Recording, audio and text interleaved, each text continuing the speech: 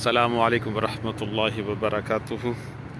اب ہم حاضر ہے مدینہ شریف کی اس سرزمین پہ جس کو غزوہ خندق کہا جاتا ہے، اور یہ مسجد جو ہے اسی زمانے کی مسجد ہے، اور یہ وہ سرزمین ہے جہاں پہ غزوہ خندق جو ہے وہ ہوئی تھی۔ شوال ذیقات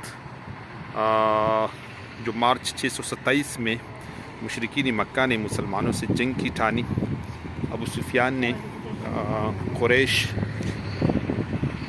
سفیان نے جو ہے وہ قریش اور دیگر قبائل حتیٰ کہ یہودوں سے بھی لوگوں کو جنگ پر راضی کیا، اور اس سلسلے میں کئی معاہدے کیے، اور ایک بہت ہی بڑی فوج جو ہے وہ اکٹھی کر لی، مگر مسلمانوں نے سلمان فارسی رضی اللہ تعالیٰ عنہ کے مشورے سے مدینہ کے ارد گرد ایک خندق کھود لی، مشرکین مکہ ان کا کچھ نہ بگاڑ سکے۔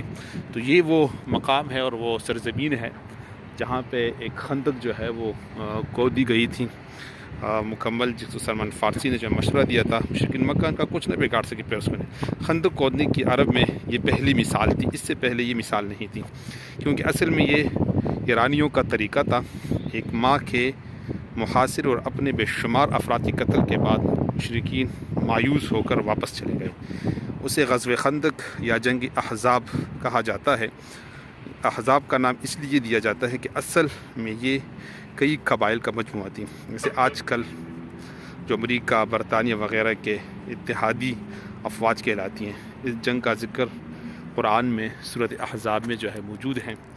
یہی وہ سرزمین ہے جس میں جو ہے وہ جنگ ہوئی تھی، اور یہ فیصلہ کن جو ہے وہ جنگ بھی تھی، غزوہ خندق مدینہ شریف کی۔ یہ میں آپ کو لے کر جا رہا ہوں اسی زمانے 1400 سال پرانی کی جو ہے نا وہ پکے جو ہے نا وہ جو اسی وقت کی تھی، الحمدللہ وہ موجود ہے۔ آج یہاں پہ آپ کو میں لے کر آ رہا ہوں، ماشاء اللہ العزیز۔ یہ دیکھ لیں جی، غزوہ خندق بھی ہے۔ یہ اب مسجد کی طرف ہم جا رہے ہیں، چھوٹی سی مسجد ہے جو یہاں پر اب بھی بنی ہوئی ہے، 1400 سال پرانی۔